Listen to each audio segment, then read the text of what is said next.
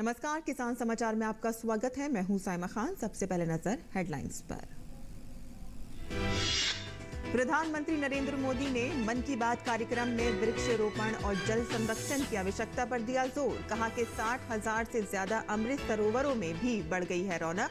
50,000 से ज्यादा अमृत सरोवरों को बनाने का भी चल रहा है काम।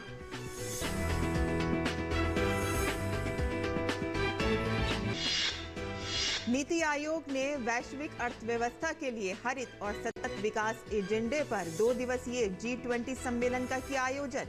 नीति आयोग के सदस्य रमेश चंद्र ने कृषि के क्षेत्र में भारत में हुई प्रगति का किया जिक्र। कहा कि भारत चाहता है हर प्लेटफॉर्म पर कृषि क्षेत्र को मिले उचित स्थान। केंद्रीय जल शक्ति मंत्रालय ने कहा कि गोवर्धन पोर्टल के प्रति राज्यों और निवेशकों में देखा जा रहा है उत्साह। देश भर में 320 कंप्रेस्ड बायोगैस संयंत्रों सहित 1,200 से अधिक बायोगैस संयंत्र गोवर्धन पोर्टल पर किए जा चुके हैं पंजीकृत। जैविक और बायोडिग्रेडेबल कचरे को कंचन में बदलकर ग्रामीण परिवारों तक लाभ पहुंचाना है गोवर्धन पहल का उद्देश्य। मुख्यमंत्री योगी आदित्यनाथ ने कहा कि बारिश कम हो या ज्यादा परेशान न हो किसान, हर कदम पर साथ है सरकार। हर हाल में नहरों के टेल तक पानी पहुंचाने का निर्देश किया जारी। मुख्यमंत्री ने सिंचाई और विद्युत विभाग को अलर्ट मोड पर रहने का दिया निर्देश। और अब समाचार विस्तार से। प्रधानमंत्री नरेंद्र मोदी ने मन की बात कार्यक्रम में वृक्षारोपण और जल संरक्षण की आवश्यकता पर जोर दिया है। पीएम मोदी ने कहा कि 60,000 से ज्यादा अमृत सरोवरों में रौनक बढ़ गई है। प्रधानमंत्री ने वृक्षारोपण और जल संरक्षण की आवश्यकता पर जोर दिया और मॉनसून सीजन के दौरान होने वाली तमाम परेशानियों का सामना करने में एनडीआरएफ और लोगों के सामर्थ्य की प्रशंसा की।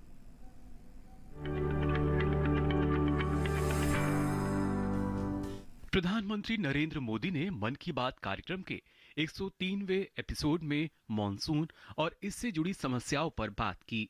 देश के कई हिस्से इस वक्त भारी बारिश से जूझ रहे हैं। बारिश के कारण होने वाली घटनाओं से लोगों को बहुत सी परेशानियों का सामना करना पड़ रहा है। देश में विभिन्न नदियों में आई बाढ़ से कई इलाकों में जल भराव की स्थिति उत्पन्न हो गई है और पहाड़ी इलाकों में भूस्खलन की घटनाएं भी हुई हैं।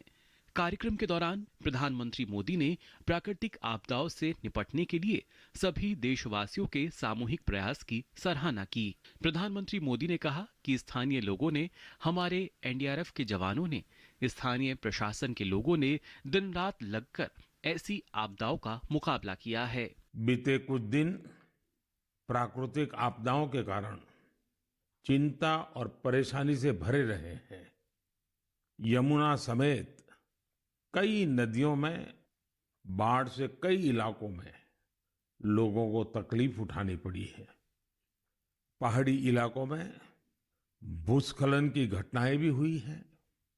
इसी दौरान देश के पश्चिमी हिस्से में कुछ समय पूर्व गुजरात के इलाकों में बिपरजॉय साइक्लोन भी आया। लेकिन साथियों, इन आपदाओं के बीच हम सब देशवासियों ने फिर दिखाया है कि सामूहिक प्रयास की ताकत क्या होती है। वहीं दूसरी ओर जहां पानी आफत बना हुआ है, वहीं आपदा को अवसर में बदलने का भी मौका है। प्रधानमंत्री ने कार्यक्रम के दौरान वृक्षारोपण और जल संरक्षण पर जोर देते हुए कहा कि हमारे देशवासी पूरी जागरूकता और जिम्मेदारी के साथ जल संरक्षण के लिए नए नए प्रयास कर रहे हैं। प्रधानमंत्री नरेंद्र मोदी अभी हाल ही में मध्य प्रदेश दौरे पर शहडोल गए थे। शहडोल के पकरिया गांव के लोगों ने प्रकृति और पानी को बचाने के कई प्रयास किए हैं। प्रधानमंत्री मोदी ने कहा, पकरिया गांव के लोगों ने प्रशासन की मदद से करीब 100 कुओं को वाटर रिचार्ज सिस्टम में बदल दिया है। बारिश का यही समय वृक्षारोपण और जल संरक्षण के लिए भी उतना ही जरूरी होता है। आजादी के अमृत महोत्सव के दौरान बने 60,000 से ज्यादा अमृत सरोवरों में भी रौनक बढ़ गई है। अभी 50,000 से ज्यादा अमृत सरोवरों को बनाने का काम चल भी रहा है। हमारे देशवासी पूरी जागरूकता और जिम्मेदारी के साथ जल संरक्षण के लिए नए नए प्रयास कर रहे हैं। आपको याद होगा, कुछ समय पहले मैं एमपी के शहडोल गया था। वहां मेरी मुलाकात पकरिया गांव के आदिवासी भाई बहनों से हुई थी। वहीं पर मेरी उनसे प्रकृति और पानी को बचाने के लिए भी चर्चा हुई थी। अभी मुझे पता चला है कि पकरिया गांव के आदिवासी भाई बहनों ने इसे लेकर काम भी शुरू कर दिया है। यहां प्रशासन की मदद से लोगों ने करीब 100 कुओं को वाटर रिचार्ज सिस्टम में बदल दिया है। प्रधानमंत्री ने वृक्षारोपण को लेकर उत्तर प्रदेश सरकार और प्रदेश के लोगों की भी सराहना की। कुछ दिन पहले ही उत्तर प्रदेश में एक दिन में 30 करोड़ पेड़ लगाने का रिकॉर्ड भी बनाया गया है। इस अभियान की शुरुआत राज्य सरकार ने की, जिसे पूरा वहां के लोगों ने किया। प्राकृतिक संरक्षण के ऐसे प्रयास जन भागीदारी के साथ साथ जन जागरण के भी बड़े उदाहरण होते हैं। हम सभी को पेड़ लगाने और पानी बचाने के इन प्रयासों का हिस्सा बनकर पर्यावरण संरक्षण में अपना योगदान देना चाहिए। Bureau report, DD news.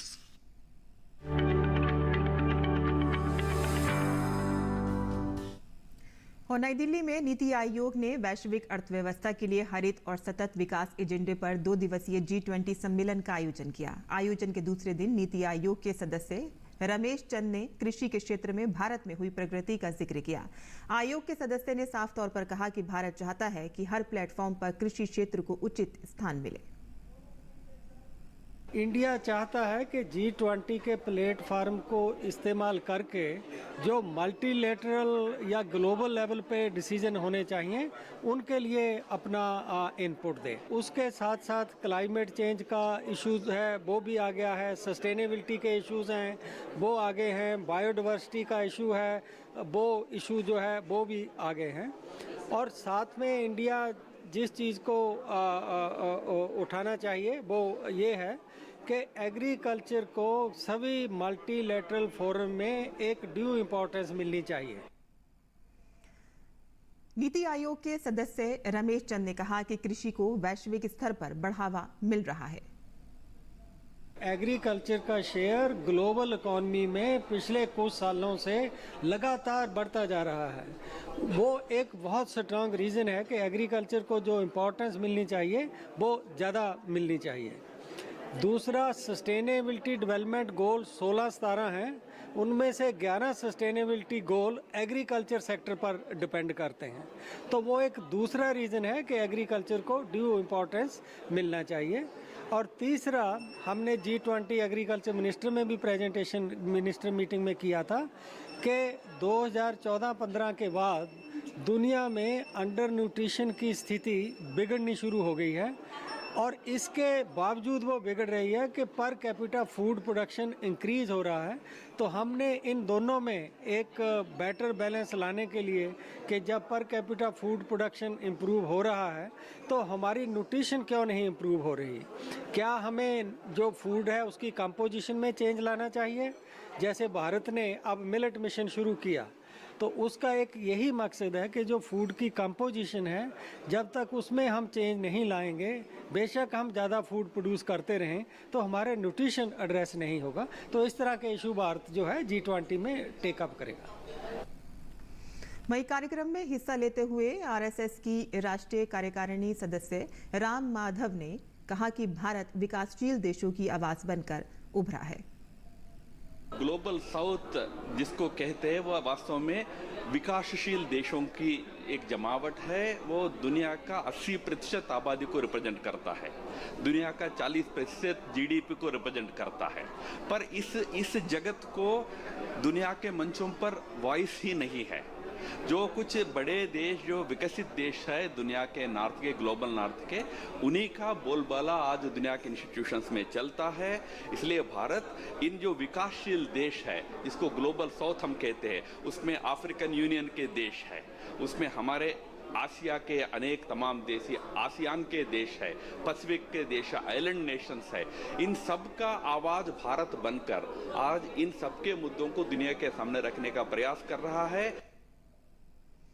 और सरकार ने कहा है कि देश भर में 320 कंप्रेस्ड बायोगैस संयंत्रों सहित 1200 से अधिक बायोगैस संयंत्र गोबर्धन पोर्टल पर पंजीकृत किए जा चुके हैं। जल शक्ति मंत्रालय ने कहा है कि इस पोर्टल के प्रति राज्यों, केंद्र शासित प्रदेशों, बायोगैस ऑपरेटरों और निवेशकों में काफी उत्साह देखा जा रहा है। गोबर्धन पहल का उद्देश्य जैविक और बायोडिग्रेडेबल कचरे के वैज्ञानिक प्रबंध से कचरे को कंचन में बदलना और साथ ही ग्रामीण परिवारों को संसाधन तथा मौद्रिक लाभ प्रदान करना है। देश भर में बायोगैस संयंत्रों और निर्माणाधीन कंप्रेस्ड बायोगैस संयंत्रों के पंजीकरण की प्रक्रिया को कारगर बनाने के लिए इस साल 1 जून को गोबर्धन पोर्टल की शुरुआत की गई थी। लोकसभा अध्यक्ष ओम बिरला शिलांग में आयोजित राष्ट्रमंडल संसदीय संघ भारत क्षेत्र जोन 3 की 20वें वार्षिक सम्मेलन में हिस्सा लिया। बिरला ने कहा कि ये सच है कि आज दुनिया जलवायु परिवर्तन से चिंतित है। जलवायु परिवर्तन के संबंध में हमने एक कदम आगे बढ़ाया है और विकास के साथ साथ प्राकृतिक संतुलन भी बनाए रखा है। लाइफ स्टाइल है वो प्रकृति के नजदीक रही है।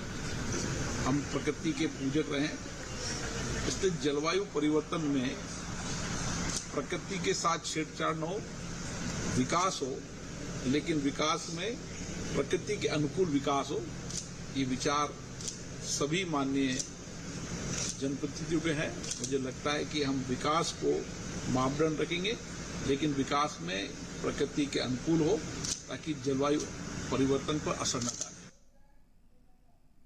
और उत्तर प्रदेश के मुख्यमंत्री योगी आदित्यनाथ ने शनिवार को एक उच्च स्तरीय बैठक में प्रदेश के जनपदों में कम बारिश, जलाशयों की स्थिति और उसके लिए दृष्टिगत किए जा रहे प्रयासों की समीक्षा की। मुख्यमंत्री ने कहा कि बरसात कम हो या ज्यादा, किसान चिंतित ना हो, सरकार हर कदम पर उनके साथ खड़ी है। उन्होंने अधिकारियों से कहा है कि हर हाल में नहरों के टेल तक पानी पहुंचाया जाए। मुख्यमंत्री ने सिंचाई एवं विद्युत विभाग को अलर्ट मोड पर रहने के लिए निर्देशित किया है। मुख्यमंत्री ने कहा कि प्रदेश के कुछ हिस्सों को छोड़कर ज्यादातर जिलों में गत वर्ष की तरह इस बार भी बारिश असामान्य है और इसमें निरंतरता नहीं है। ऐसे में किसानों की जरूरतों का पूरा ध्यान रखा जाएगा। मुख्यमंत्री ने कहा कि प्रदेश के सभी किसानों के खेतों में हर हाल में पानी पहुंचाना सरकार की प्राथमिकता है। इसके लिए नदियों को चैनलाइज करते हुए उनके पानी के नहरों में पहुंचाने की व्यवस्था करें। इस बात का विशेष ध्यान रखा जाए कि पानी हर हाल में नहर के टेल तक पहुंचे। नहरों की सुरक्षा के लिए पुलिस पेट्रोलिंग करे। ये सुनिश्चित किया जाए कि बीच में कोई नहरों को काटने ना पाए और साथ ही इस बात को भी सुनिश्चित किया जाए कि नलकूपों और पंप कैनाल्स को पर्याप्त विद्युत आपूर्ति हो।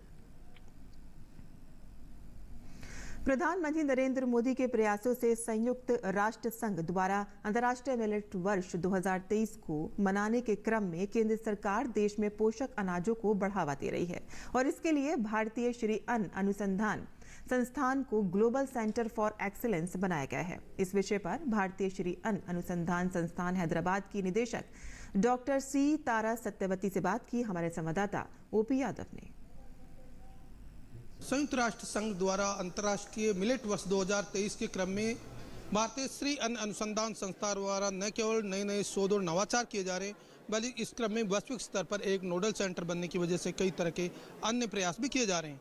अभी हमारे साथ संस्थान की निदेशक तारा सत्यवती मौजूदा, ये बात करते हैं किस तरह श्री अन्न के जरिए भारत वैश्विक स्तर पर अपनी प्रतिष्ठा बढ़ाएगा। मैडम, ये यहाँ स्टॉल लगी है, मुख्य तौर पे कौन कौन सी चीज़ें यहाँ प्रदर्शित की गई है? श्री अन्न की अगर बात करें तो भारतीय श्री अन्न अनुसंधान संस्थान में रिसर्च हो रहे वो सब ला के रखे हैं। आप यहाँ देख सकते हैं बाजरा है, ज्वार है, रागी मंडवा है, कंगनी है, कोदो है, कुटकी है, चेना है, सारे तरह के मिलेट्स जिन पे हम काम कर रहे हैं उन सबको हम लेके आए हैं। इसके अलावा हम यहाँ पे हाई यील्डिंग वेराइटीज़ जो है वो भी हमने वहाँ पे स्टॉल में डिस्प्ले करके रखे हैं। इसके साथ साथ में हमने हमारे जो श्री अन्न के ऊपर हमारे जो पब्लिकेशंस है, किसानों के लिए काम आती हैं या इंडस्ट्री के लिए काम आती हैं, उन सब चीज़ों को भी हम ला के रखे हैं। साथ साथ में IIMR का अपना खुद का एक ब्रांड है ईट राइट, उसके भी जो प्रोडक्ट्स हैं जैसे कुकीज़ हैं, पास्ता है, बिस्किट्स हैं, कुरकुरे हैं और तरह तरह के रवा है, सब तरह की चीज़ें हम ला रखे हैं। प्रधानमंत्री जी ने 18 मार्च 2023 को श्री अन्न ग्लोबल श्री अन्न कॉन्फ्रेंस में हमारे इंस्टीट्यूट का global centre of excellence on millets को वर्चुअली उन्होंने अनावरण किए हैं और इसके जरिए हम 7 कंपोनेंट्स में काम कर रहे हैं और नेशनल लेवल ही नहीं ग्लोबल लेवल पे दूसरे देशों के साथ में भी हम अपनी टेक्नोलॉजी को शेयर करने की बात हो रही है। श्री अन्न से कौन कौन से उत्पाद बनाए जा सकते हैं जो खाने में अक्सर हम डेली यूज करते हैं? जैसे श्री अन्न से एक तो आप बाजरा, ज्वार, रागी इनकी रोटी बनती है और कोदो कुटकी का भी लोग खाते हैं। इसके अलावा हम उनका दलिया बना सकते हैं, सूजी बना सकते हैं, उनकी आटा बना सकते हैं और इनके अलावा आप एक्सट्रूडेड प्रोडक्ट्स जो से हैं ये पफ्स हैं ये भी बना सकते हैं, कुकीज़ भी बना सकते हैं और जो सेवरी से मुरकू टाइप वो भी बना सकते हैं जो आजकल के बच्चों को पसंद होते हैं। जैसे सेवइयाँ हैं, पास्ता है, वर्मिसेली ये सब बना सकते हैं, नूडल्स भी बना सकते हैं और जो घरों में बनती हैं इडली है, डोसा मिक्स है वो सब बना सकते हैं। युवा इस क्षेत्र में आना चाहें तो उनके लिए IIMR किस तरह मदद करता है और किस तरह वो अपना करियर, रोजगार, व्यापार और कारोबार कर सकते हैं? हमारे इधर 1 साल का पूरा कोर्स होता है। हमारा एक न्यूट्री हब करके एक सेक्शन 8 कंपनी IIMR के साथ में जुड़ा है जिसमें हम जो यंग एंटरप्रेन्योर्स हैं, स्टार्टअप करना चाहते हैं, उन लोगों को ट्रेनिंग देते हैं। वो एक 1 ईयर कोर्स होता है जिसमें उनको सारे मिलेट्स के क्या क्या प्रॉपर्टीज़ होते हैं, कहाँ कहाँ से मिलते हैं, क्या क्या बना सकते हैं और कौन कौन से इक्विपमेंट या कौन कौन सी फैसिलिटीज़ की ज़रूरत होती है वो सब दिखाते हैं और उनको कौन कौन से मार्केट्स में इन चीज़ों को बेच सकते हैं ये भी बताते हैं। तो ये भारतीय श्री अन्न अनुसंधान संस्थान हैदराबाद की निदेशक डॉक्टर तारा सत्यवती, जिनका मानना है कि Indian institute of millet research न केवल वैश्विक स्तर पर पोषक अनाजों को बढ़ावा देने का काम कर रहा है बल्कि इस क्षेत्र में रोजगार, प्रशिक्षण और कार्यशालाएं आयोजित कर युवाओं को प्रेरित करके उद्यमशील बनाने का महत्वपूर्ण काम भी कर रहा है। मेरे सहयोगी कैमरामैन AK के साथ में OP Yadav, DD news, Delhi. और असम में बाढ़ की स्थिति सामान्य बनी हुई है। हालांकि राज्य की कई हिस्सों में मध्यम बारिश जारी है। प्रभावित आबादी फिर से बढ़कर 24,304 से अधिक हो गई है। रेड ब्रिज क्रॉसिंग पॉइंट पर जिया भराली नदी खतरे के निशान से ऊपर बह रही है। राज्य के 3 जिलों यानी कि धेमाजी, लखीमपुर और बिस्वनाथ में 6 राजस्व मंडलों के 91 गांव बाढ़ के पानी से जूझ रहे हैं। कल बिस्वनाथ और धेमाजी जिले में 13 राहत वितरण केंद्र चालू थे। नवीनतम आंकड़ों के अनुसार 1,245 हेक्टेयर फसल क्षेत्र बाढ़ के पानी से प्रभावित हुई है और 12,130 जानवर प्रभावित हैं। बिस्वनाथ, धेमाजी और लखीमपुर में बुनियादी ढांचे को नुकसान की खबरें आ रही हैं और नवीनतम रिपोर्ट के अनुसार बिस्वनाथ, दराग, डिब्रूगढ़ और तिनसुकिया में कल कटाव का अनुभव हुआ है। और राज्य क्षेत्र मौसम विज्ञान केंद्र ने आज राज्य के अधिकांश जिलों में व्यापक और छुटपुट वर्षा होने की संभावना जताई है। जयपुर और भरतपुर संभाग के जिलों में आज भी मानसून सक्रिय रहने की संभावना जताई गई है। मौसम विभाग ने शेष भागों में हल्की मध्यम बारिश होने की संभावना जताई है। आज और कल राज्य में भारी बारिश की गतिविधियों में कमी होने तथा कुछ भागों में हल्की से मध्यम बारिश होने की संभावना जताई गई है। 1 अगस्त से पुनः एक नए परिसंचरण तंत्र बनाने से उत्तर पूर्वी राजस्थान के भरतपुर, जयपुर संभाग के जिलों में भारी बारिश की गतिविधियां दर्ज होने की प्रबल संभावना है और साथ ही 2 अगस्त को भरतपुर, जयपुर संभाग में कहीं-कहीं अति भारी बारिश होने की संभावना जताई गई है।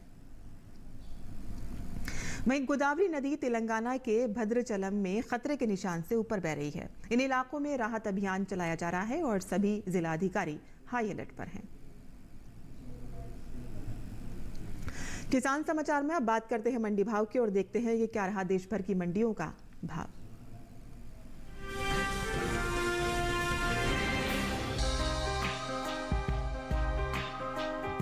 इन दिनों कृषि उपज मंडियों में मूंगफली की आवक सामान्य बनी हुई है। भाव की बात करें तो शनिवार को ज्यादातर कृषि उपज मंडियों में मूंगफली के भाव में उठापटक का दौर देखने को मिला। जहां ध्रोल और पोरबंदर मंडी में मूंगफली के सौदे मजबूती के साथ हुए, वहीं राजकोट मंडी में इस दौरान मूंगफली के भाव में नरमी देखने को मिली। एग मार्केट के मुताबिक गुजरात की ध्रोल मंडी में 28 जुलाई को मूंगफली का भाव था 6,915 रुपए। 29 जुलाई को इसके भाव में 25 रुपए की तेजी आई और भाव जा पहुंचा 6,940 रुपए प्रति क्विंटल पर। इसी तरह राज्य की ही पोरबंदर मंडी में मूंगफली के सौदों में बढ़त के साथ कारोबार हुआ। यहाँ 28 जुलाई को मूंगफली का भाव रहा 6,850 रुपए। 29 जुलाई को इसके सौदे 60 रुपए मजबूत होकर 6,910 रुपए पर हुए। हालांकि राजकोट मंडी में 28 जुलाई को मूंगफली का भाव था 7,950 रुपए। 29 जुलाई को इसके सौदों में 50 रुपए की नरमी आई और भाव हो गया 7,900 रुपए। मूंगफली के निर्यात पर नजर डालें, एपिडा के मुताबिक साल 2023-24 में अप्रैल से मई महीने के दौरान देश से होने वाले मूंगफली के निर्यात में बढ़त देखने को मिली है। बीते 2 महीने के दौरान मूंगफली का निर्यात 38,386 टन बढ़ा है। साल 2023-24 में अप्रैल से मई के दौरान मूंगफली का निर्यात 1,22,500 टन का हुआ है, जबकि बीते साल इस दौरान मूंगफली का निर्यात 84,114 टन रहा था। वहीं बात मूंगफली की पैदावार की करें तो घरेलू स्तर पर इस साल मूंगफली की पैदावार में बढ़त देखने को मिल सकती है। कृषि मंत्रालय के तीसरे अग्रिम अनुमान के मुताबिक साल 2022-23 के दौरान मूंगफली की उपज 102.82 लाख टन होने का अनुमान जताया गया है, जबकि बीते साल की समान अवधि के दौरान मूंगफली की पैदावार 101.35 लाख टन रही थी। मूंगफली की उपज में हुई बढ़त का असर कृषि उपज मंडियों में इसके बाजार भाव पर पड़ सकता है।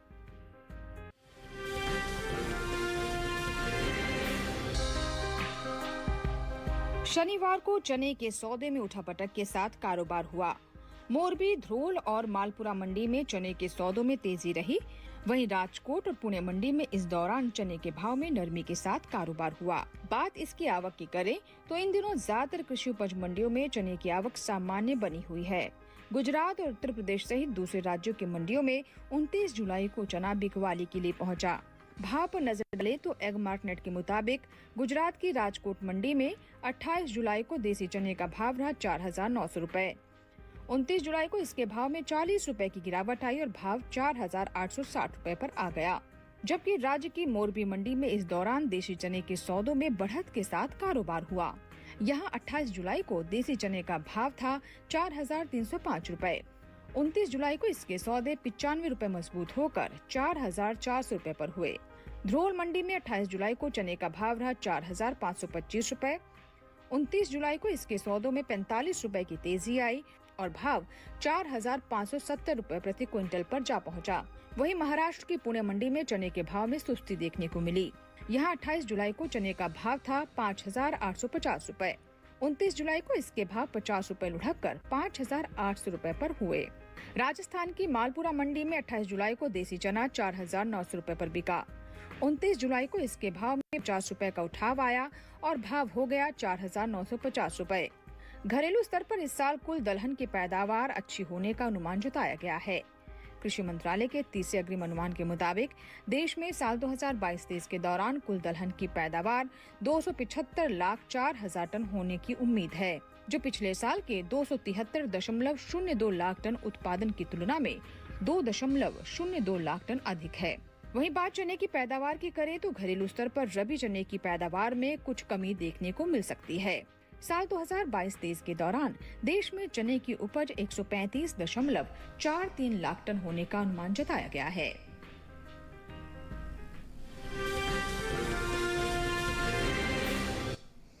और मंडी खबर के बाद आइए अब नजर डाल लेते हैं कुछ और खबरों पर। खास खबर में भारतीय अंतरिक्ष अनुसंधान संगठन इसरो ने सिंगापुर के DSR उपग्रह समेत 7 उपग्रहों को आज तड़के PSLV C-56 रॉकेट के जरिए अंतरिक्ष में भेज दिया है।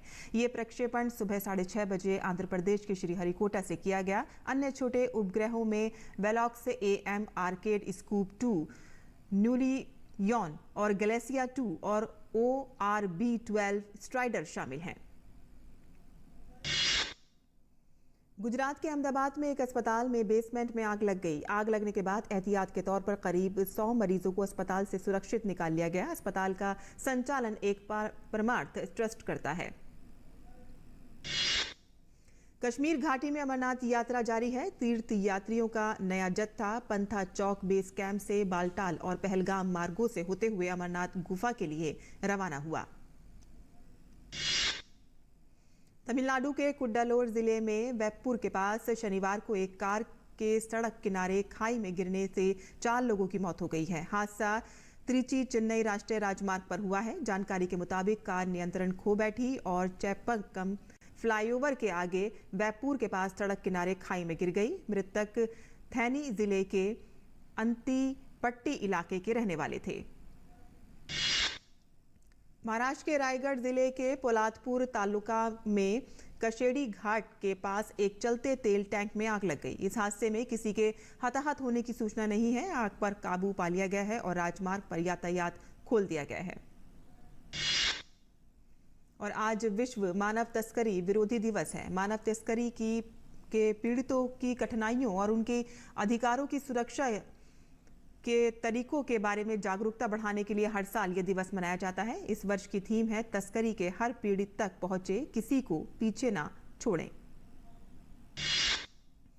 जम्मू कश्मीर में पुलिस को एक बड़ी कामयाबी हाथ लगी है। श्रीनगर पुलिस ने कल बट मालू इलाके से प्रतिबंधित आतंकवादी संगठन अल बद्र से जुड़े एक हाइब्रिड आतंकवादी को गिरफ्तार किया। उसके कब्जे से एक पिस्तौल, 20 जिंदा राउंड और 2 मैगजीन सहित हथियार और गोला बारूद के साथ आपत्तिजनक सामग्री बरामद की गई है। जम्मू कश्मीर में एक हाइब्रिड आतंकवादी को गिरफ्तार किया गया है। और किसान समाचार में आज के लिए बस इतना ही। अनुमति दें। नमस्कार।